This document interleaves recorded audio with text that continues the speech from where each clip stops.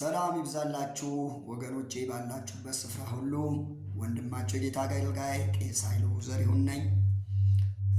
ዛሬ ደግሞ እስቲ መክሊት በሚል ርዕስ ትንሽ ልናገር። መክሊት ምንድን ነው? መክሊት በሌላው አብያተ ክርስቲያናት አይታወቅም። መክሊት የሚታወቀው በኢትዮጵያ ሐዋርያዊት ቤተክርስቲያን ብቻ ነው። መክሊት ማለት እናቶችን እንሰት ያስፍቃሉ፣ ወጣቶችን ጭቃ ያስቦካሉ፣ ቡና ያስለቅማሉ፣ አጨዳ ያጭዳሉ። በንግድ ስራ ላይ የተሰማሩት ደግሞ ከንግዳቸው ጎን ለመክሊት ብለው ይነግዳሉ። ቤተ ክርስቲያን ሲሄዱ ቃለ እግዚአብሔር ብቻ ሰምተው ዘምረው አይመጡም። ፕሮግራም ካለቀ በኋላ ምግብ ይሸጣል፣ ቆሎ ይሸጣል፣ ቡና ይሸጣል፣ ሻይ ይሸጣል፣ የተለያየ ቁሳቁስ ይሸጣል። እነዚህ ገቢዎች በሙሉ ተጠቃሎ ለማን ነው? መክሊት በሚል ስም ወደ ቢሾፖች ይገባል ማለት ነው። ለምሳሌ አንድ ዘማሪ ካሴት ካወጣ የመሸጥ ፍቃድ አይሰጠውም፣ ኃጢአት ነው። መዝሙር አውጥተ መሸጥ ኃጢአት ነው ይባላል። እነሱ ግን በጣም በብዙ መቶ ሺዎች በሚቆጠር ብር ይሸጡታል። እነሱ ሲሸጡት ኃጢአት አይደለም። ዘማሪው ግን ከሸጠው ኃጢአት ነው። ምን ይባላል? የራስ ሲቆርሱ አያሳንሱ፣ አልሰሜን ስማ ብለው። ስለዚህ መክሊት በጣም በሚገርም ሁኔታ ለምንድን ነው እንዲህ የምትጨነቁት? ለምንድን ነው እንዲህ የምትሰሩት? ተብለው ሲጠየቁ ሰማይ ስንሄድ መዝገባችን ሲከፈት መዝገባችን ባዶ ይሆናል፣ በዚህ ምክንያት አንድንም ይላሉ። ብዙዎችም ከመዳን ጋር ያያይዙታል። ቃለ እግዚአብሔር ግን መክሊት በመስራት ትድናላችሁ ወይም ትኮነናላችሁ ማይልም። ይሄ የሰው ሲስተም ነው። ይሄ የሰው ሲስተም ነው። ፈርዖን ሕዝቡን የገዛበት ሲስተም ነው። ፈርዖን ሕዝቡን ያስጨነቀበት ሲስተም ነው። የእግዚአብሔር ቃል ዮሐንስ ወንጌል ምዕራፍ 2 ቁጥር 14 ጀምሮ ያለውን አነባለሁ። በመቅደስም በሬዎችና በጎችን ርግቦችንም የሚሸጡትን ገንዘብ ለዋጮችንም ተቀምጠው አገኘ።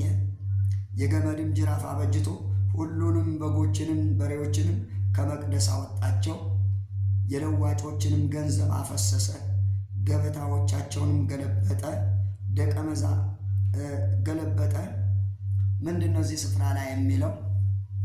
የአባቴ ቤት የንግድ ቤት አታድርጉት። አሁን ግን ቤተ ክርስቲያኒቱ ቶታሊ ወደ ንግድ ገብታለች፣ ነጋዴ ሆናለች። ስለዚህ ነጋዴ ከመሆኑም የተነሳ ብዙ ትርፍ የምታገኝበትን መንገድ ስለሆነ ሕዝቦች ጭንቀት ላይ ናቸው። ወጣቶች ይጨነቃሉ። በተለይ ቄሶች፣ የቄስ ሚስቶች ሽልማትም ስላለ ብዙዎች ይጨነቃሉ። ልክ እግር ኳስ ተጫዋች መጨረሻ ላይ ያሸነፈው እንደሚሸለም በሐዋርያት ቤተ ክርስቲያን ያሸነፈው ሰው ዋንጫ ይሸለማል። ገንዘብ እንኳ ከነሱ እጅ አይወጣም፣ ገንዘብ አይሰጡም። እነሱ ተቀማጥለው እየኖሩ ሕዝቡን እያስጨነቁት ነው፣ ሕዝቡን እያስለቀሱት ነው። በመዝሙር 14 ቁጥር 4 ላይ ሕዝቤን እንደ እንጀራ የሚበሉ ይላል። ሕዝቤ እንደ እንጀራ የሚበሉ። ሕዝቡ እየተበላ ነው። ሕዝቡ እየተበላ ነው። ለምሳሌ የኮንፍራንስ ራሱ ዓላማው ገንዘብ መሰብሰቢያ ነው። ኮንፍራንስ ገንዘብ መሰብሰቢያ ነው። ከፍተኛ ገንዘብ ይሰበስባሉ። ምክንያቱም ያ ሁሉ ኮንፍራንስ ብሎ የሚመጣው ሕዝብ ወደ ውጭ ወጥቶ ካፌ አይጠቀምም፣ ምግብ ቤት አይበላም፣ ቡና አይጠጣም፣ ሻይ አይጠጣም፣ ውሃ አይገዛም፣ ለስላሳ አይገዛም። ይሄ ለነጋዴዎችም ትልቅ ክሳራ ውስጥ እያደረሱ ነው። አገርም ላይ ትልቅ ክሳራ እያደረሱ ነው። የሚሰማኝ ካለ ይስማኝ። ነጋዴው ግብር ይከፍላል። ነጋዴው እኮ ባት ይከፍላል። እነሱ ግን ባት ሳይከፍሉ ግብር ሳይከፍሉ እየነገዱ ነው። ኢትዮጵያ ውስጥ እያደረጉት እየሰሩት ያለው በደል ከፍተኛ ነው። ስለዚህ እናንተ የሐዋርያት ቤተክርስቲያን ያላችሁ ምስኪን ወንድሞቼና እህቶቼ ንቁ። መዳን በኢየሱስ እንጂ መክሊት በመስራትም አትድኑም። ይሄ የሰዎች የማታለያ ሲስተም መሆኑ ተገንዝባችሁ ከወዲሁ ራሳችሁን ከዚህ ነገር እንድታረቁ አሳስባችኋለሁ።